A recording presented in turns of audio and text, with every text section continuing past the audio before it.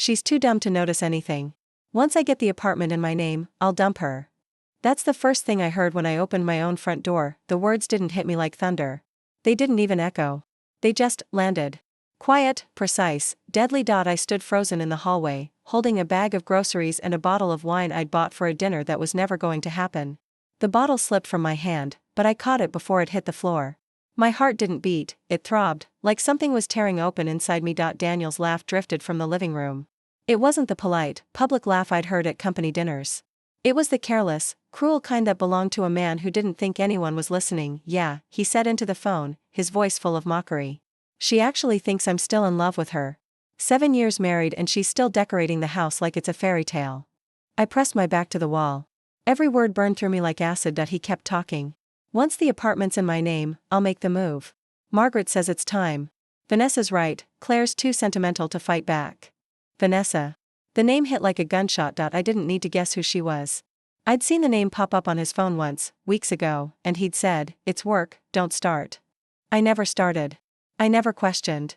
Because I trusted him. The hallway light flickered. Somewhere, a neighbor's dog barked. I realized I'd been holding my breath for too long. My body moved before my mind could think. I stepped back, quietly closing the door until it clicked shut. I stood outside in the corridor, staring at the silver handle, my reflection warped in the metal. Inside that door was the man I'd loved for 7 years. Inside that door was the life I thought I'd built, and with one phone call, it all turned to rot. The elevator ride down felt endless. The walls seemed to close in around me. I didn't cry. Not yet. Tears would have made it real, and I wasn't ready for that. When the doors opened, the scent of rain swept in from the street. I walked outside, my heels clicking against the pavement. My body moving like it remembered what to do even though my mind didn't. I ended up at the cafe across from our building, the same one where Daniel and I used to go every Sunday morning when we still had routines. When he still looked at me instead of through me. The waitress, a girl with freckles and bright red hair, smiled and asked, "The usual, Mrs. Carter?" Mrs. Carter. The title felt wrong now. Like wearing someone else's name. I nodded anyway. "Yes, please." When she left, I stared out the window. Across the street, our apartment lights glowed warmly. The place looked peaceful, romantic, even a postcard version of happiness. I used to love that glow. Now, it made me nauseous. I could almost see him in there, pacing around, maybe pouring a drink, still laughing on the phone. Probably telling Vanessa how easy it would be. How clueless I was, but I wasn't clueless anymore. My hands were steady when I reached for my phone. I scrolled through messages, photos, bank apps. Suddenly, all of it felt like evidence. Every digital footprint of our life together now looked suspicious. I texted my best friend, Nora. "Me, are you still at the office?" Nora, "Yeah." "Why?" "Me, I need to talk." "But not here." Her reply came instantly. "Nora, I'll meet you at the pier in 20 By the time I got there, the rain had started again, soft and cold. The waterfront shimmered under the city lights. Nora showed up in a gray coat, holding 2 coffees. The moment she saw my face, she knew what happened. She asked, handing me a cup. I told her everything. Every word I'd heard, every sound, every silence. When I finished, she didn't hug me or tell me it would be okay. Nora wasn't that kind of friend. She just said, "You need proof." "I have enough," I whispered. "No, you don't. You have pain. Pain doesn't hold up in court." Her words hit hard, but they were true. Daniel wasn't just a liar, he was calculating. If he was plotting to take the apartment, he'd already thought 3 steps ahead. "I'll help you," she said. "But you need to stay calm. Don't confront him yet. Let him think you're still blind." "How?" Nora's lips curved into something that wasn't quite a smile. "By playing the role he wrote for you, until you rewrite it yourself." That night, I went back home and Daniel was on the couch, scrolling through his phone like nothing had happened. He looked up, smiling faintly. "Hey, babe. You're home early. Everything okay?" I nodded. My voice didn't tremble. "Just tired." He reached for the remote. "Dinner?" "I'll cook something," I said softly. As I walked into the kitchen, his phone buzzed on the counter. He didn't notice. I glanced at the screen, a preview popped up. "Vanessa, can't stop thinking about last night." The world blurred for a moment. Then I exhaled. Not in pain this time, but in clarity. I turned on the stove. The blue flame flickered, steady and calm, a small, contained fire. That night, I didn't confront him. I made dinner. I laughed at his small talk. I played the part of the oblivious wife, but inside, something fundamental shifted. The fear was gone. In its place was something sharper. Resolved. As I cleared the plates, Daniel kissed my cheek and said, "You're a good woman, Claire." I met his eyes and smiled. I know. He didn't notice the way I said it, like a promise.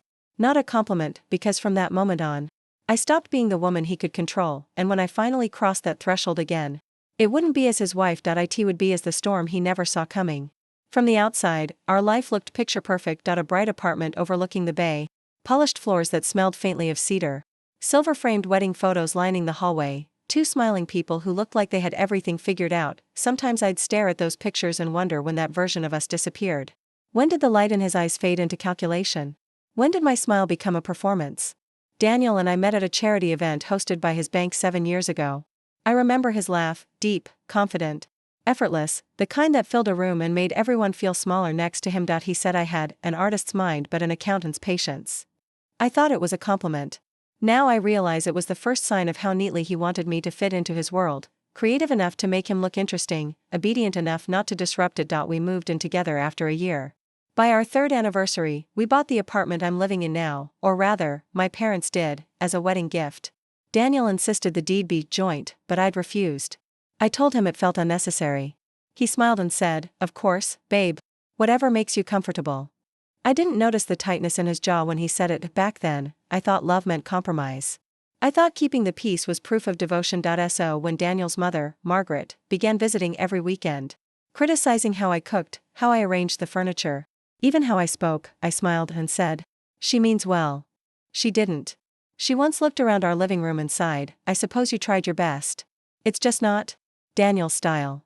I swallowed my pride, adjusted the cushions, and pretended not to hear Daniel's silence beside me. Margaret was a woman of strict order, pearls, perfume, perfection.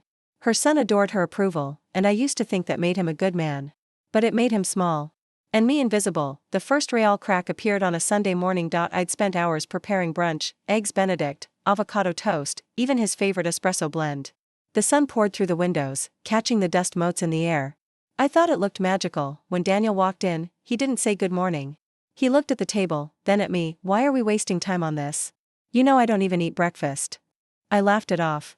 "I just thought," he cut me off. "You always think, Claire. Maybe try listening once in a while." The words were soft but sharp, like a needle hidden in velvet. After he left, I sat at the table staring at the food, at the 2 plates still steaming. The eggs trembled slightly on the porcelain. Like they knew something I didn't. That was the first time I realized our home had gone quiet, not peaceful quiet, but hollow quiet. Daniel's distance grew subtle at first. He'd come home later, claiming extra work at the bank. His cologne changed. His phone was always face down. He started saying things like, "You should focus more on your projects," which sounded supportive until you heard the tone, the one that meant stay out of my way. At night, he'd lie next to me but feel miles away. Sometimes he'd scroll through his phone under the blanket, the blue light flickering against his face. I'd turn away, pretending to sleep, but my heart would race like a trapped bird. It wasn't the fear of him leaving that kept me awake. It was the fear that he already had, quietly, cleanly, without a word. Our friends thought we were perfect. At parties, Daniel held my waist just long enough for the cameras. He'd whisper, "Smile, sweetheart," through his teeth. And I'd obey. I became fluent in pretense, the art of saying, "We're great," when people asked, but behind closed doors. We were strangers orbiting different worlds. One night, while cleaning, I found a receipt in his jacket, dinner for 2. At a restaurant we'd always said we'd go to together someday. I traced the date with my finger. That same night, he'd told me he was working late with the team. I didn't cry. I didn't even confront him. Instead, I folded the receipt and placed it in a small box in my drawer, the same box where I kept old love notes, our first movie ticket, and the dried petals from my wedding bouquet. It became a coffin for memories, a quiet graveyard of illusions. Sometimes I'd catch myself studying him the way I used to study a design, analyzing the lines, the structure, the flaws. He still looked the same, tall, sharp suit, perfectly styled hair. But his eyes had changed. They used to see me. Now they only scan me, assessing, judging, calculating. When I'd talk about my work, about colors, spaces, light, he'd nod absently, scrolling his phone, muttering, "That's nice." It was always nice. Never good. Never impressive. Just nice. I started doubting myself. My choices. My worth. Every mirror in our house seemed to shrink me a little more. One evening, after another dinner of silence, I went out to the balcony. The city stretched before me, thousands of lights, each representing someone's story. Somewhere out there, I thought, people were laughing, loving, living, and here I was, trapped in a golden cage, decorating my own prison. The wind picked up, brushing my hair across my face. I closed my eyes and whispered into the night, "When did we stop being us?" The answer came in the echo of his voice from the living room. Margaret's right, you do overthink everything. I didn't turn around. I didn't respond. But something inside me began to shift, slow, silent, inevitable. It's strange how betrayal never starts with big moments. It begins with small dismissals, a sigh, an eye roll, a silence too long to be kind. By the time you realize it, love isn't dying. It's already dead. I just hadn't buried it yet. It was a Thursday afternoon, the kind of gray, sleepy day when Seattle couldn't decide if it wanted to rain or not. I left work early for the first time in months. My plan was simple: surprise Daniel with dinner, light some candles, maybe talk, really talk, like we used to. I even bought his favorite Merlot. It felt like a small olive branch after weeks of tension. When I reached our building, the elevator mirrors reflected someone I barely recognized, tired eyes. Lipstick slightly smudged, holding a paper bag full of good intentions. I took a deep breath, telling myself that marriage had seasons. That maybe this was just winter, and spring was coming. But the second I opened the door, I knew I was wrong. His voice came from the living room, low, amused, cruel in a way I'd never heard before. She's too dumb to notice anything. Once I get the apartment in my name, I'll dump her. I froze. The bag slipped from my hands, the bottle clinked against the floor but didn't break. For a heartbeat, the world went completely silent. My breath hitched. My palms turned cold. Then came a woman's laughter, soft, syrupy, intimate. Oh, Daniel, she purred through the speaker. You always say that. What if she catches on? He chuckled. She won't. Laura believes everything I tell her. My mother's already helping with the paperwork. Once it's done, I'll be free. Free, the word sliced through me like glass. I wanted to move, to scream, to walk in there and throw everything off the shelves. But my legs wouldn't obey. I stood behind the half-open door, listening to my husband plot the end of our marriage like it was a business deal. He kept talking about Lydia. About how passionate she was, how he was tired of babysitting a woman who doesn't know her worth. Every word was a knife. But the one that finally broke me was when he laughed and said, she'll hand me everything herself, thinking it's love. That was when I realized, love had become my blindness. He hung up a few minutes later.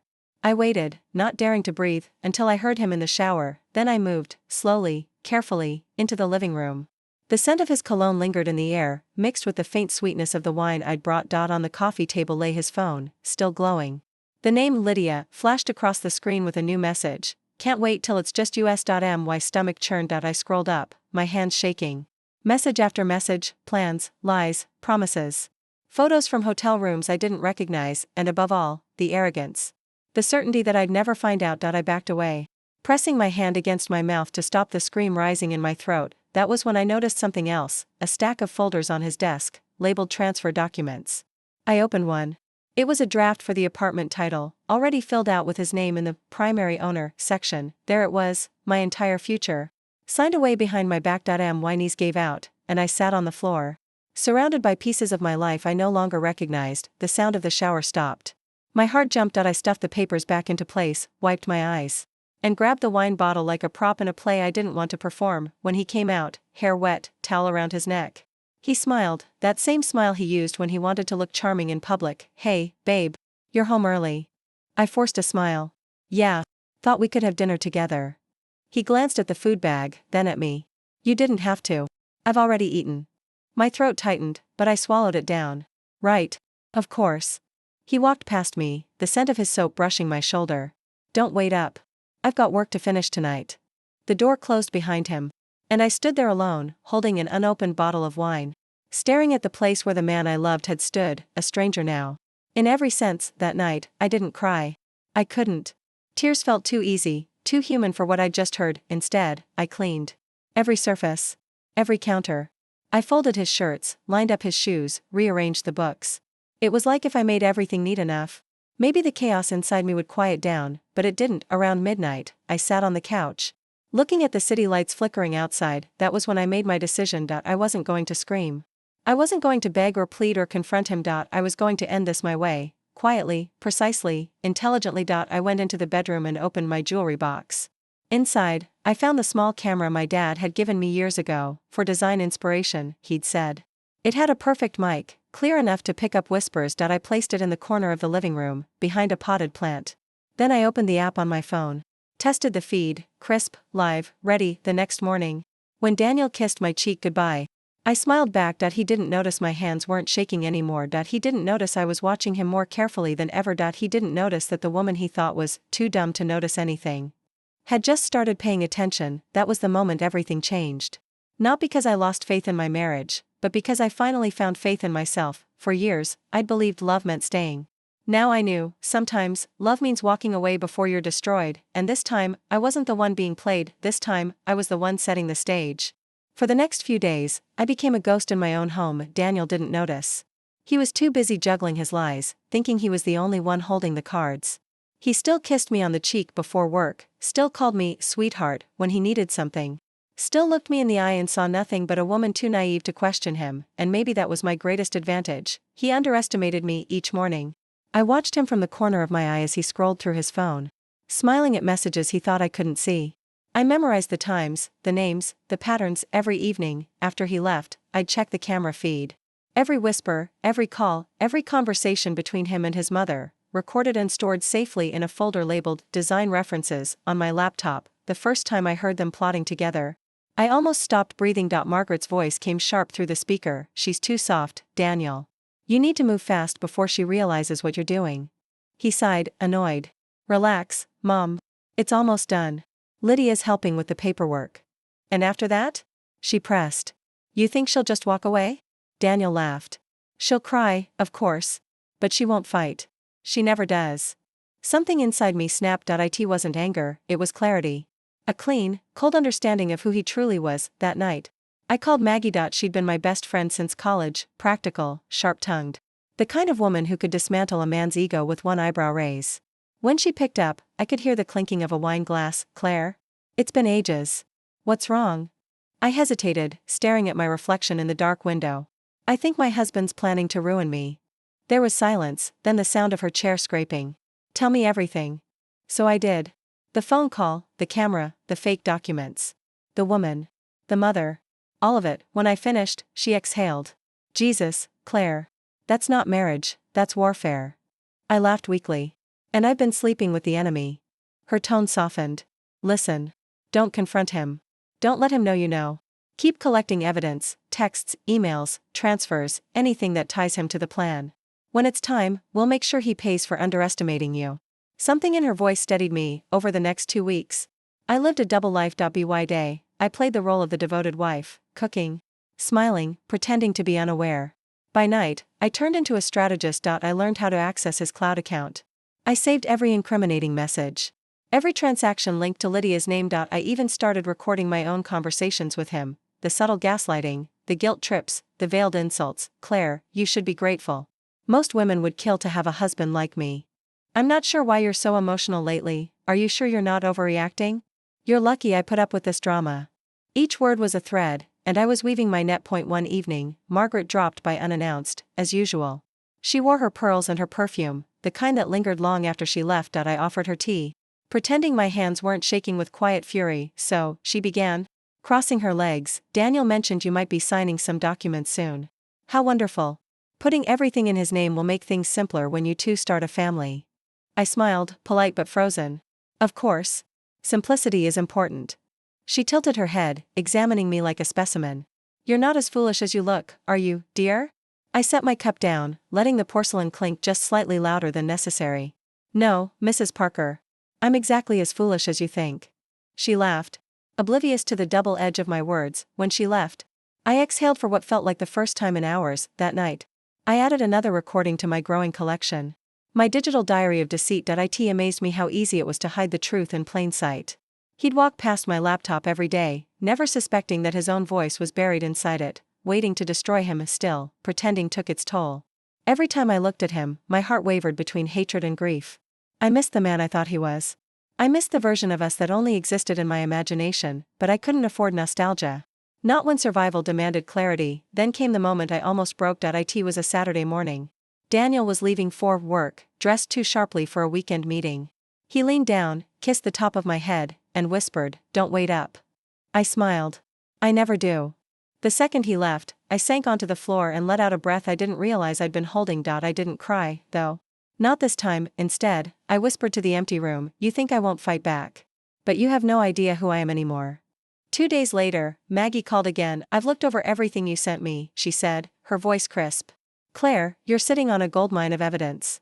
Enough to make sure he loses everything he's trying to steal. Then what do I do now?" She paused. "You wait. And when he finally tries to trap you, you let him think he's won. That's when we strike." Her words settled in me like steel. "Wait. Pretend." Smiled that I could do that, after all.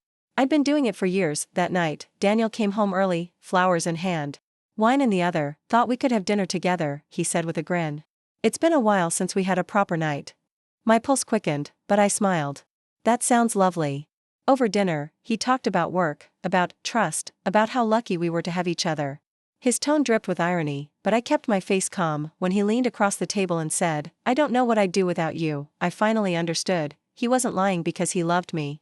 He was lying because he feared losing control, and that, more than anything, told me I was winning. After he fell asleep that night, I stood at the foot of our bed, watching the rise and fall of his chest. The man who once made me feel safe now looked small, weak, predictable. I whispered quietly to myself, almost smiling, "Keep sleeping, Daniel.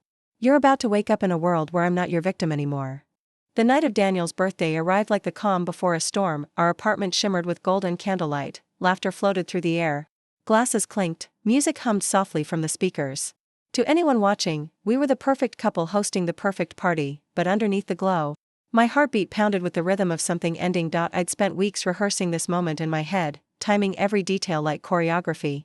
The catering, the guest list, the TV screen hidden behind the velvet curtain in the living room, everything was ready, and yet, as I greeted our guests with a practiced smile, my hands trembled so slightly that I had to clutch my champagne flute just to hide it. Maggie was there.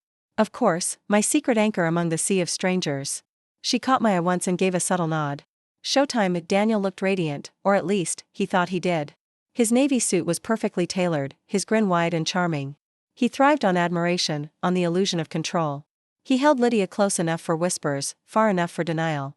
And his mother, Margaret, hovered nearby, the queen of polite malice, scanning the room like she owned it. If she noticed the flicker of steel in my eyes, she didn't show it. When Daniel raised his glass for a toast, the room quieted. "To another year," he began, voice full of confidence. "To love, to loyalty, and to building a future together." I almost laughed. Loyalty. The irony tasted bitter on my tongue. The guests cheered, clinking glasses. I smiled, wide, dazzling, rehearsed, and took a slow step forward. "Actually," I said, cutting through the chatter, "before we celebrate, I'd love to show everyone something. A surprise for my husband." Daniel's grin faltered, just slightly. "Claire, maybe," but it was too late. I pressed the remote in my hand, the lights dimmed. The curtain slid open, and the TV screen flickered to life. At first, there was only static, a few murmurs of confusion. Then, clear as crystal, Daniel's voice filled the room. "She's too dumb to notice anything. Once I get the apartment in my name, I'll dump her." A collective gasp rippled through the crowd. Someone dropped a glass. Daniel's face drained of color. On screen, his laughter played again, followed by Lydia's voice, "What if she finds out?" And his reply, "She won't. My mother's already helping." The room fell silent except for the hum of the speakers. I didn't look at Daniel. I couldn't. My hands were steady now, colder than ice. "Happy birthday, darling," I said softly. "I thought you'd enjoy reliving your favorite conversations." A few guests tried to excuse themselves. Others stayed, unable to look away. Lydia's face twisted in horror. "This is fake. You edited this, really?" I turned to her, tilting my head. "Because that would be impressive, considering the footage came straight from the camera in my living room." A beat of silence, then whispers began. Margaret's pearls clinked as she stood, face pale. "Claire, this isn't the time." I turned to her slowly. "Oh, I think it's exactly the time, Mrs. Parker. You told Daniel to move fast before I realize what he's doing, didn't you?" She opened her mouth, and shut it again. The humiliation was sharp enough to cut through the perfume in the air. Daniel lunged forward, voice breaking. "Claire, stop this. Let's talk privately." "There's nothing left to talk about," I said evenly. "I heard enough the first time, when I crossed that threshold." He reached for my arm, but Maggie stepped between us, cool and composed. "Touch her, and I'll have security escort you out." The crowd parted, uneasy and electric. For once, Daniel looked small. Not charming, not powerful, just a man caught in his own web. I set my glass down on the table, the sound of it delicate and final. "You had everything, Daniel. My love, my trust, my silence. You could have chosen honesty, but you chose greed." He looked at me, eyes wild. "You don't understand, Claire," I cut him off. "No. You don't understand. You spent years making me believe I was the weak one.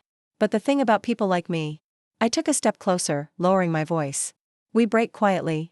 But when we rebuild, we become unshakable. Lydia backed away, tears welling, her mask crumbling. Margaret sat down heavily, her hands trembling on her lap, and Daniel? He just stood there, surrounded by everything he'd tried to control. Watching it slip through his fingers, the party was over, not with shouting, not with violence, but with truth.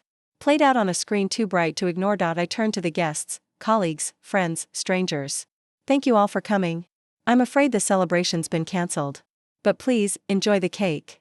The laughter that followed wasn't cruel, it was liberating. Maggie squeezed my shoulder as I walked past her. You did it, she whispered. No, I murmured, voice steady. I just stopped pretending. Later, when everyone had left, the apartment was silent again. I stood in the middle of the living room, surrounded by remnants of a life that no longer belonged to me, half-empty glasses, a fallen flower. The faint scent of cologne fading from the air, the same space where I'd once overheard his betrayal now held something new. Peace. I took one last look around. Then whispered to myself, he thought he was the only one playing the game. Turns out, I was just better at it.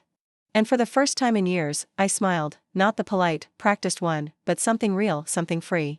The morning after the party felt eerily quiet, the champagne glasses were still on the table, the smell of candle wax lingering in the air. The chaos had settled, leaving behind the strange stillness that follows a storm, the kind that's not empty, but clean. For the first time in years, I woke up without the weight of fear pressing on my chest. Daniel hadn't come home that night. I didn't expect him to. He'd vanished like a shadow once the lights came on, and somehow, that felt poetic. Within days, the fallout began. Word spread fast, about the video, the lies, the affair. His colleagues at the bank whispered. His manager called him in. By the end of the week, Daniel's perfect reputation cracked open like thin glass. Maggie called me that Friday morning, her tone brisk but triumphant. He's suspended pending investigation, she said. Apparently, the bank takes fraud and ethical misconduct seriously. Who knew? I laughed, an actual laugh, not the brittle kind I'd forgotten I used to make. And Lydia? I asked. Transferred to another branch, she replied. A nice little demotion in the middle of nowhere. I didn't feel joy exactly, just release. Like setting down something heavy I'd carried too long. The legal process was messy but predictable. Maggie guided me through every step. We filed for divorce under irreconcilable differences, backed with enough evidence to sink his credibility in any courtroom. When Daniel tried to argue for half the apartment, Maggie slid the photos, the recordings, the messages across the table with calm precision. Would you like the court to hear how this property was obtained? She asked sweetly. His lawyer leaned back and whispered something to him. Daniel's face went pale. He dropped the claim within the hour. The hearings were exhausting, endless paperwork, cross-examinations. And the emotional weight of seeing the man who once held my hand now trying to twist my words into something ugly. But every time I felt myself faltering, I remembered the sound of his voice that day on the phone, laughing at how dumb I was. That memory kept me steady. It reminded me why silence had never been my friend. When the judge finally announced the verdict, full ownership of the apartment, fair division of assets, and a formal reprimand against Daniel's conduct, I didn't cry. Maggie squeezed my hand. You did it, Claire. No, I said quietly. I just stopped letting him win. The months that followed were strange, not peaceful yet, but softer. I went back to work at the design firm, though everything felt different now. My boss, who'd always praised my attention to detail, noticed something new in me. You seem lighter, he said one morning. I guess I am, I replied, sketching a line that curved gently upward, like the start of a sunrise. At night, I'd walk along the bay, feeling the salt wind on my face. Sometimes I'd still hear his voice in my head, not the cruel one, but the ghost of the man I once loved. But even that began to fade, day by day, until the silence left behind was finally kind. A few months later, Maggie dragged me out for dinner. You've been hibernating too long, she scolded, sliding a glass of wine toward me. Time to start living again. I smiled. I'm working on it. Work faster, she said with a grin. You look too good to be wasting it on solitude. We laughed until the waiter gave us disapproving looks. It felt good to laugh without guilt. Meanwhile, Daniel's downfall continued quietly. He tried to contact me once, an email that started with "I'm sorry" and ended with "I miss you." I didn't reply. Some things don't deserve closure. Some people don't deserve a second draft. Maggie called it justice. I called it peace. One sunny afternoon, I stood by the apartment window, the same window where I'd once stared into the city, feeling trapped. Now, it felt different. The light fell across the hardwood floors, warm and golden. The air smelled faintly of coffee and lavender. My studio desk was covered in sketches for a new project. My project. After months of planning, I had finally opened my own design studio, Threshold Interiors, the name felt symbolic.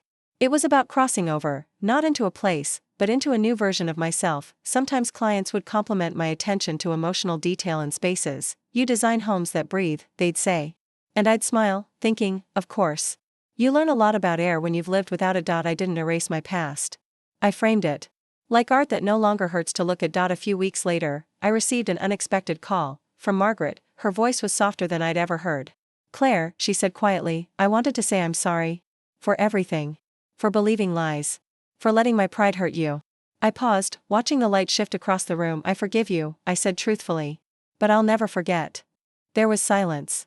Then a small, trembling thank you before she hung up. That was the last time we spoke. One evening.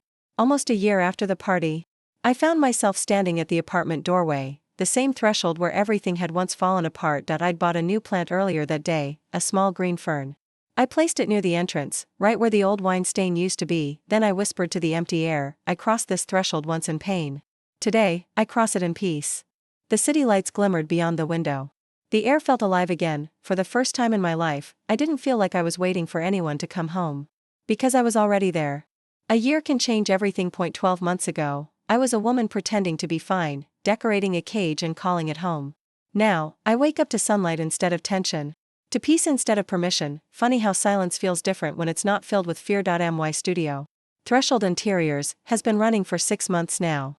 We design small spaces, warm, intimate places that make people feel safe. Maybe because I know too well what it's like to live without that feeling. Clients come and go, each with their own story, their own dreams of building something beautiful. Sometimes I catch myself staring at them, realizing how much I've changed. There's a quiet power in knowing that I built this, not out of revenge. Not out of rage, but out of survival turned serenity. Every morning, I brew my coffee, open the windows, and let the air in. The scent of roasted beans mixes with lavender and paint, my new favorite combination. I talk to the plants sometimes. There's one by the door that's thriving. I named it Grace, because that's what I found after losing everything. Grace. I used to believe love meant staying, no matter how much it hurt. That devotion meant endurance, and forgiveness meant forgetting. But the truth is simpler and harder. Love isn't sacrifice without respect. Forgiveness doesn't mean erasing the scars. It means learning to live with them and still choosing peace. When I finally stopped fighting to be loved by someone else, I made room to love myself. I won't lie, there are still moments when I remember him. Not the monster, not the liar, but the man I thought he was. Sometimes, I miss the laughter we once shared. The small rituals, the Sunday pancakes, the late-night movies. But nostalgia is a gentle liar, isn't it?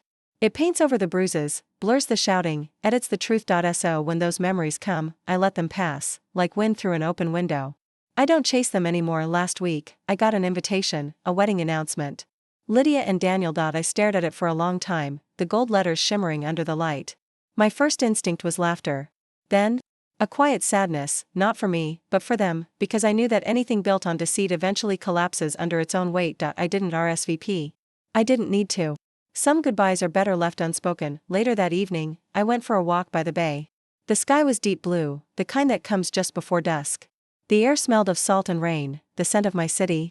The scent of renewal. As I stood by the railing, watching the reflections ripple on the water, I thought about all the versions of myself I'd been, the girl desperate to be chosen, the wife trying to be enough, the woman who finally chose herself. I realized something then, all of them were still me.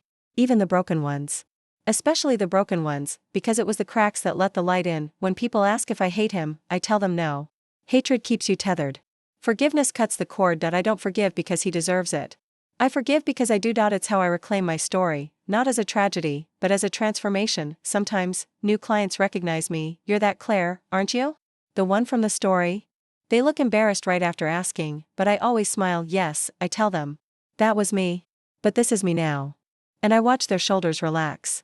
Because in my face, they see something they forgot was possible. Recovery. One evening, after finishing a project, I sat by the window with a cup of tea, flipping through my old journal, the one I kept during those final months with Daniel, pages full of confusion, fear, longing. At the very end, there was a blank page. I picked up my pen and wrote, "You didn't destroy me. You just forced me to rebuild. And now I'm stronger than the woman you tried to erase." I closed the journal and placed it back on the shelf, not as a wound, but as proof of healing. The world outside my window sparkled that night, the same skyline I used to stare at, wishing for escape. Now, I saw it differently. Not as a cage, but as possibility. I realized I'd crossed the same threshold twice, once as a prisoner. Once as a survivor, and standing there, barefoot on the wooden floor. I whispered to the quiet room, I crossed it once in fear. Now, I live beyond it, in freedom. If someone were to ask me what I learned, I'd tell them this: never confuse being underestimated with being powerless. Never mistake silence for weakness. And never let anyone convince you that leaving means losing. Sometimes, walking away isn't surrender. It's self-respect in motion. The night air was cool when I stepped onto the balcony. The city hummed below, alive, imperfect, human. I smiled. Wrapping my sweater tighter around me, feeling the peace I'd fought so hard for. Being underestimated, I whispered to the wind, was the most dangerous gift life ever handed me. Because when I finally rose, no one saw it coming.